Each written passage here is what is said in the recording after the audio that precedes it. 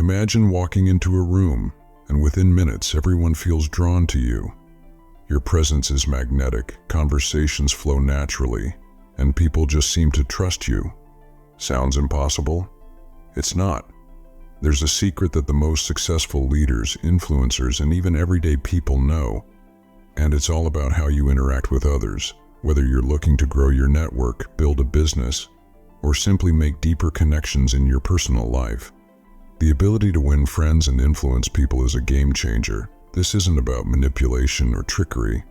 It's about developing authentic relationships where others feel heard, valued, and respected.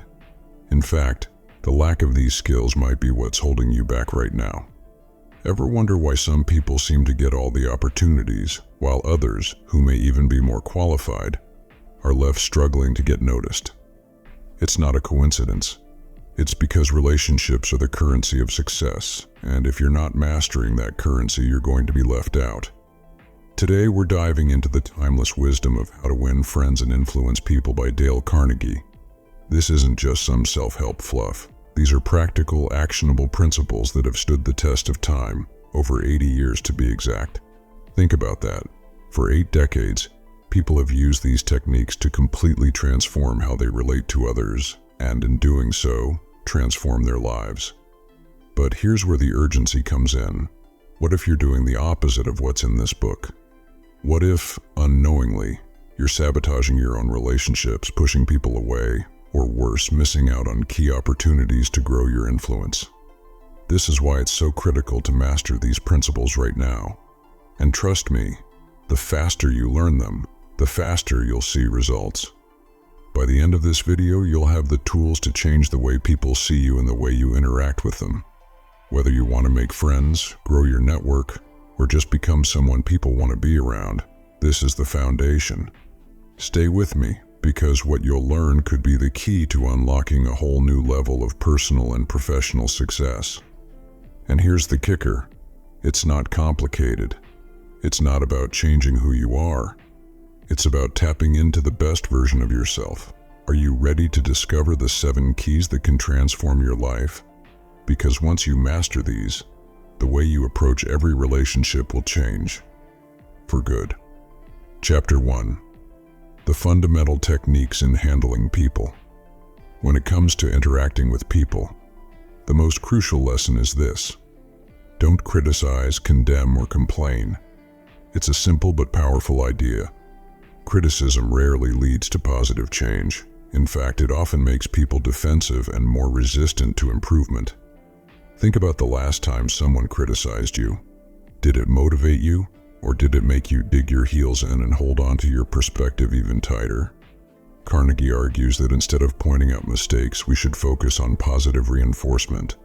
This doesn't mean we ignore mistakes, but rather that we find ways to encourage better behavior without tearing people down. For example, rather than criticizing someone's work directly, try highlighting what they did well, and then gently guide them toward what could be improved. People are more receptive when they feel valued. A practical application of this principle is to give honest and sincere appreciation. Everyone has a deep desire to feel important. When you acknowledge someone's effort or contribution, you satisfy that need. And as a result, people are more willing to cooperate and improve. Think of appreciation as a tool for building stronger relationships. Criticism breaks down trust, but genuine appreciation builds it. As Carnegie points out, these techniques can make people more open, productive, and willing to change. By handling people with care and understanding, we create environments where they feel encouraged to grow, rather than pressured to defend themselves. It's all about lifting people up instead of tearing them down, and this small shift in how we treat others can have a huge impact on our relationships and success. Chapter 2. 6 ways to make people like you. Let's talk about one of the most powerful human desires: to be liked. Whether we admit it or not, we all crave social acceptance, but here's the truth. Making people like you is an art, not a manipulation tactic. Dale Carnegie lays out 6 timeless principles to help you connect with people on a genuine level, and believe me, it's simpler than you think. The first key is something we often overlook in our busy, fast-paced lives. Show genuine interest in others. Think about the last time someone really listened to you, giving you their full attention. Felt good, didn't it? Now imagine being that person for someone else. Everyone wants to feel valued, and showing interest in others is the easiest way to make them feel important. And no, I'm not talking about those awkward, "So how's the weather?" kind of questions.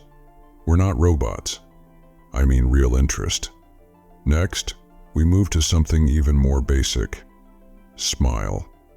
Yeah, you've heard it a million times, but let's be real. When was the last time you consciously smiled at someone? It's the universal language of warmth, and it tells the other person that you're friendly and approachable. And hey, studies show that smiling can actually trick your brain into feeling happier. So even if you're having a bad day, throw on that grin.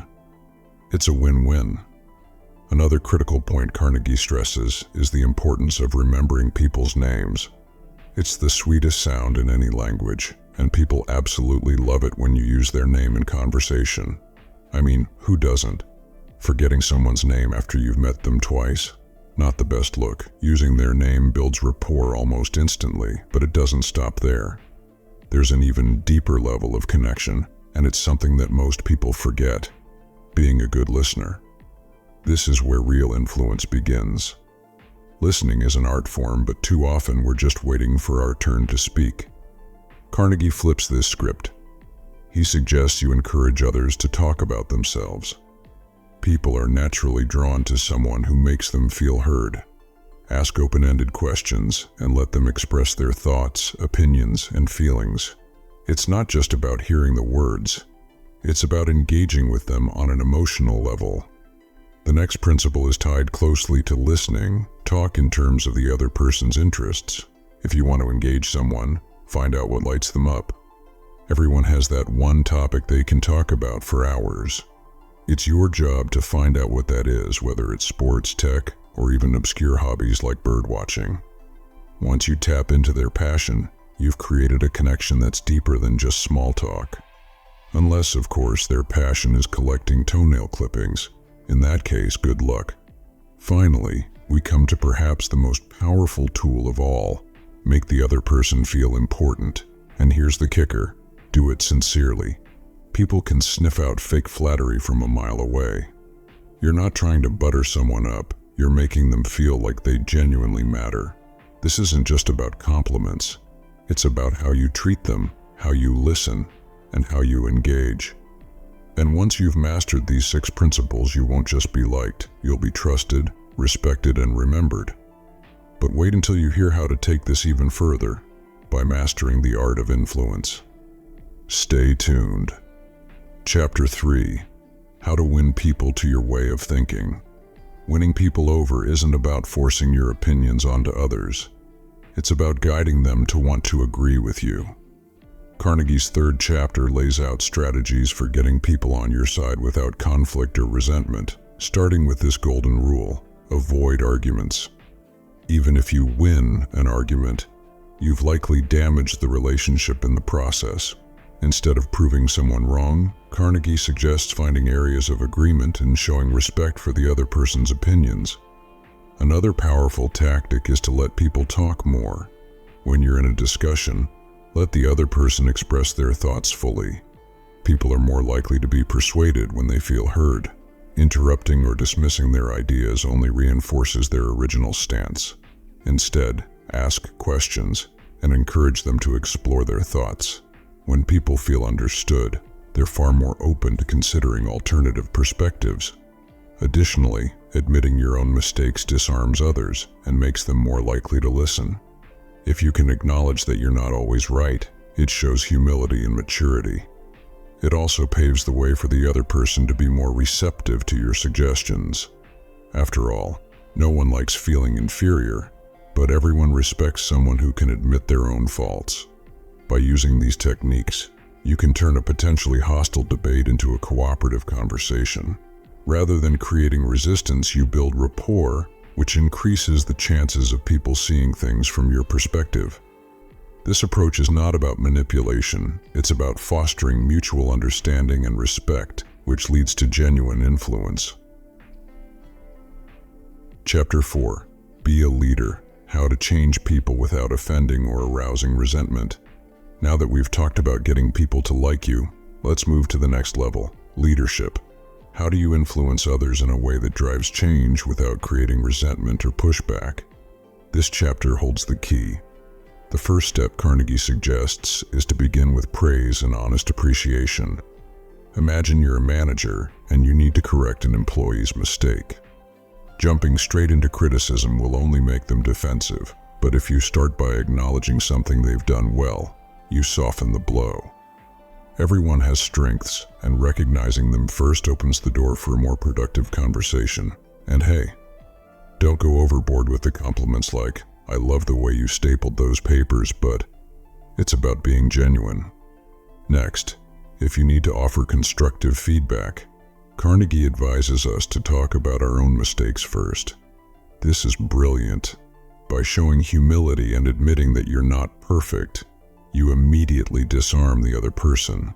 They're more likely to listen to your advice when they don't feel like they're being judged from a pedestal. It humanizes you as a leader. But here's the golden nugget. After offering criticism, ask questions instead of giving direct orders. You'll be surprised at how much more effective this is. Let's say you're trying to improve someone's work performance. Instead of saying, "You need to do it this way," try asking, "Do you think there's a better way we could approach this?"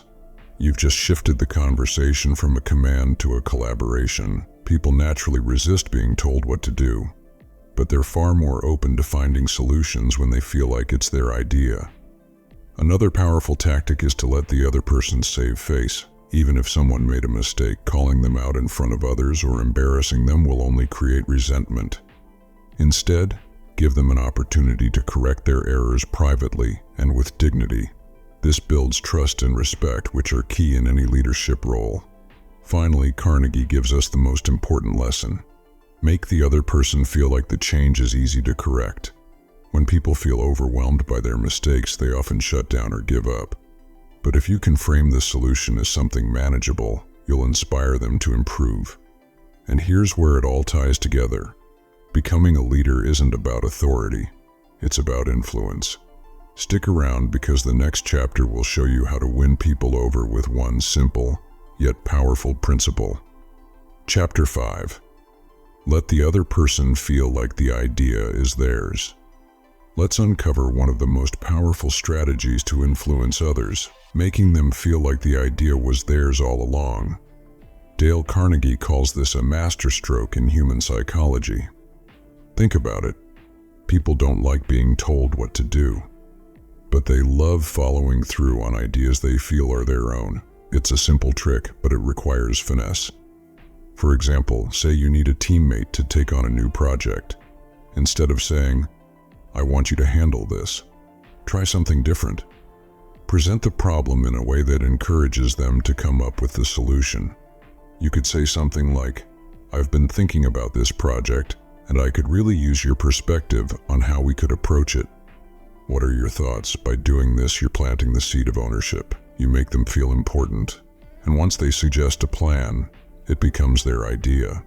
It's like convincing someone to exercise more by asking, "What do you think would be the best way to get fit?" And suddenly they're the ones dragging you to the gym. The beauty of this technique is that people are more invested in ideas they think they came up with themselves. It's not manipulation, it's collaboration. You're simply guiding the conversation in a way that makes them feel involved. And when people feel ownership, they're more likely to commit with enthusiasm. But that's just part of it. This principle also works wonders in group settings. Instead of leading every discussion with your ideas, ask open-ended questions. You'll notice that people will naturally start offering suggestions, and before you know it, you've got a group full of people who are excited about their plan.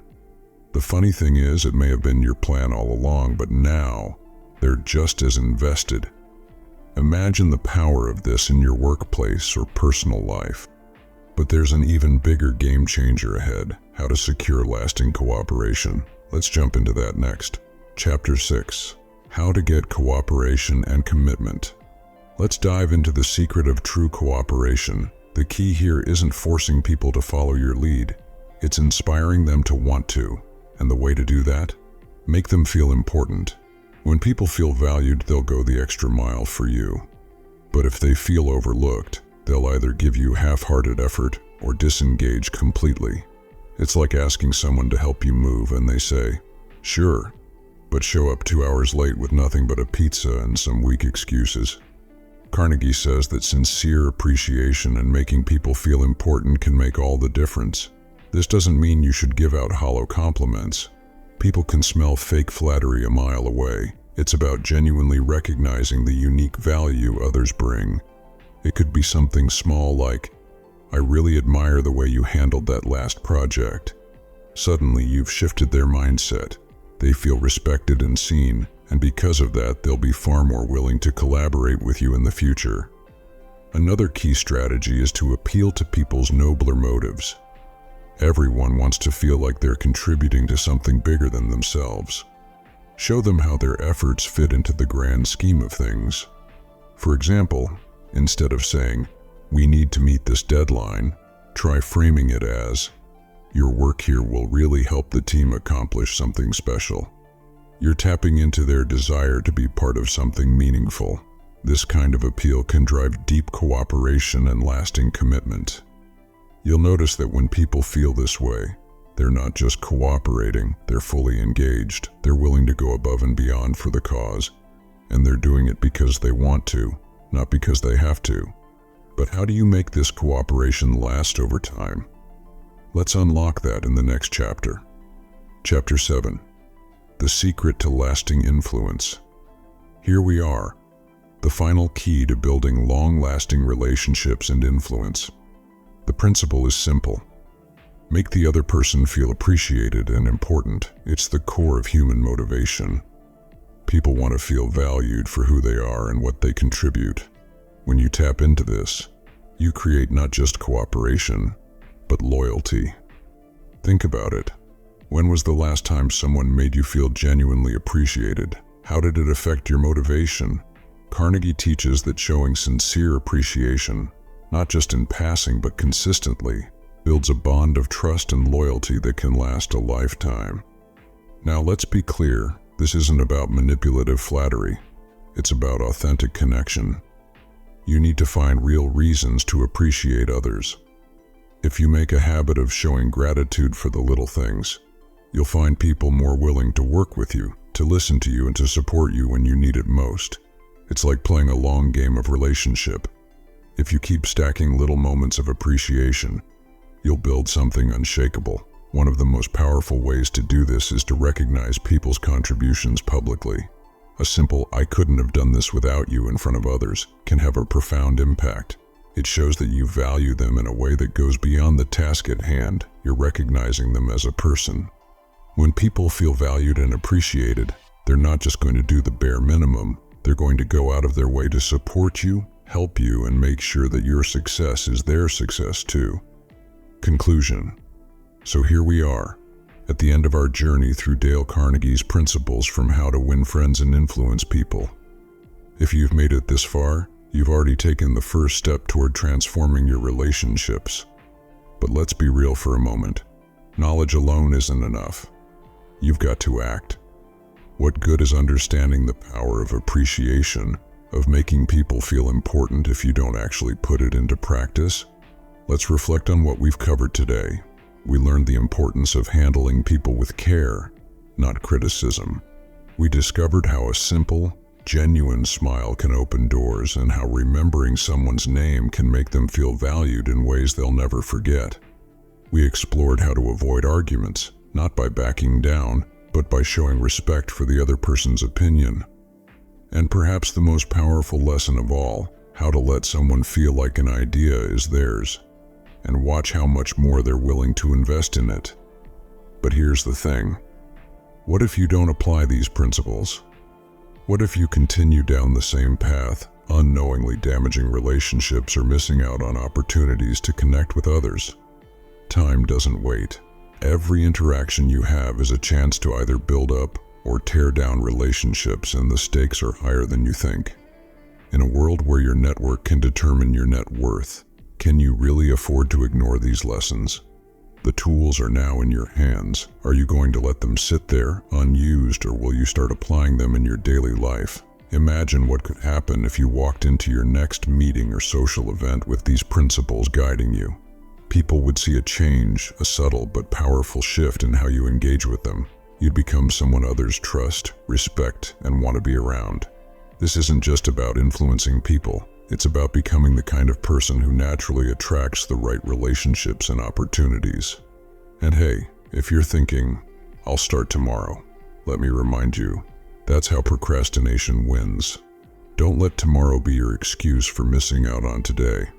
So, take a moment right now. Think about the relationships in your life, your friends, your coworkers, your family. What's one thing you can do today, right now, to start winning friends and influencing people? You already know what to do. Now it's time to do it, and don't forget, this is just the beginning. Check out our other videos. Your next big win could be just one conversation away.